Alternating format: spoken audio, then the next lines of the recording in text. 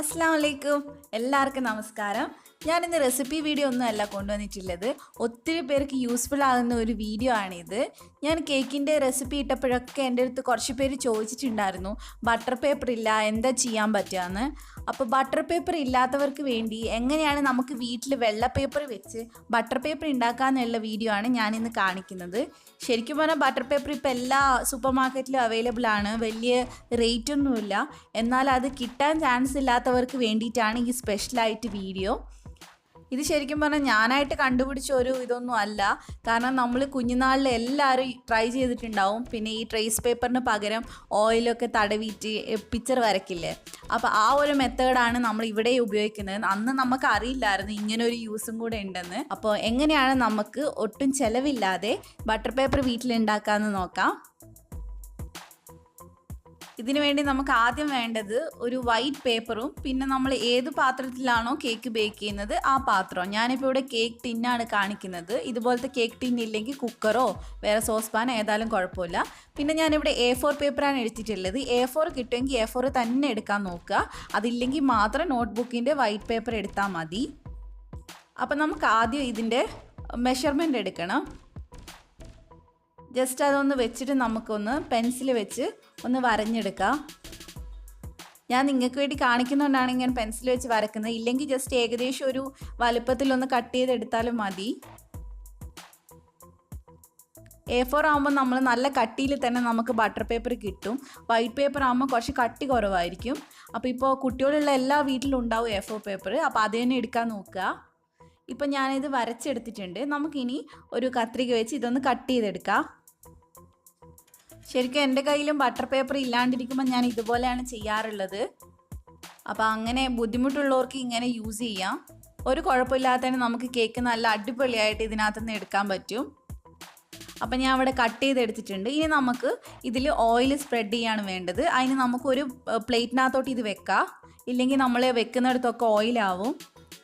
ഇനി നമുക്ക് സൺഫ്ലവർ ഓയിലോ അല്ലെങ്കിൽ ബട്ടർ ഉണ്ടെങ്കിൽ ബട്ടർ എടുക്കാം. ഇല്ലെങ്കിൽ ഫ്ലേവർ ഇല്ലാത്ത ഏത് ഓയിൽ വേണമെങ്കിലും എടുക്കാം. അത് ഇതിൻ്റെ മേളിൽ നന്നായിട്ടൊന്ന് ബ്രഷ് ചെയ്ത് കൊടുക്കുക. ഇനി ഇതിൻ്റെ അടിഭാഗത്തൂടെ നമുക്ക് ബ്രഷ് ചെയ്ത് കൊടുക്കണം. അടിഭാഗത്ത് ഒത്തിരിയൊന്നും വേണ്ട, ഓൾറെഡി നല്ലോണം ഓയിൽ ആയിട്ടുണ്ടാവും. ഇപ്പോൾ ഇതിവിടെ റെഡി ആയിട്ടുണ്ട്. നമ്മൾ കേക്ക് ടീനിൽ വെക്കുമ്പോൾ ഓയിൽ സ്പ്രെഡ് ചെയ്തിട്ടാണ് വെക്കുന്നത്. അപ്പോൾ ഇങ്ങനെ തന്നെയാണ് നമുക്ക് വേണ്ടത്. അപ്പോൾ നമ്മൾ ഏത് പാനിലാണോ കേക്ക് ഉണ്ടാക്കുന്നത് ഇനി ആ പാൻ എടുക്കുക.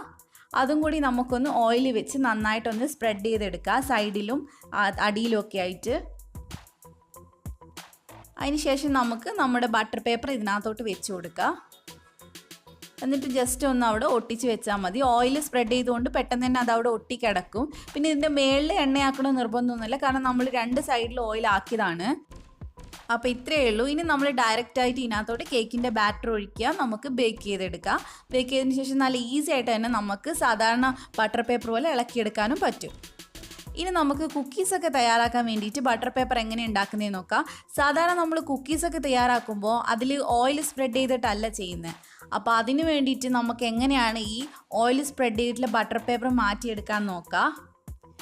വലിയ ഇതൊന്നും അല്ല, ശരിക്കും പറഞ്ഞാൽ ഈസിയാണ്. ഞാൻ ജസ്റ്റ് അറിയാത്തവർക്ക് വേണ്ടിയിട്ടൊന്നും ഡീറ്റെയിൽ ആയിട്ട് പറയുന്നതേ ഉള്ളൂ.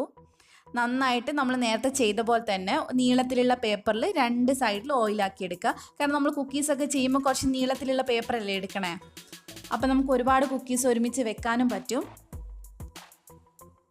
ഇനി നമ്മൾ എന്താ ചെയ്യേണ്ടതെന്ന് വെച്ചാൽ ഈ രണ്ട് സൈഡിലുള്ള ഓയിൽ ഒരു ടിഷ്യൂ പേപ്പർ വെച്ച് നന്നായിട്ടൊന്ന് തുടച്ചെടുക്കണം. അതാണ് നമ്മൾ അടുത്തായിട്ട് ചെയ്യാൻ പോകുന്നത്.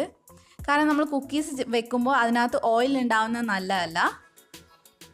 അപ്പോൾ ഇതിനകത്തുള്ള ഓയിലെല്ലാം നന്നായിട്ട് തുടച്ചെടുത്താൽ നമുക്ക് നല്ല നീറ്റായിട്ടുള്ള ബട്ടർ പേപ്പർ കിട്ടും. നമുക്ക് കുക്കീസ് ഉണ്ടാക്കാനൊക്കെ അത് ഉപയോഗിക്കുകയും ചെയ്യാം.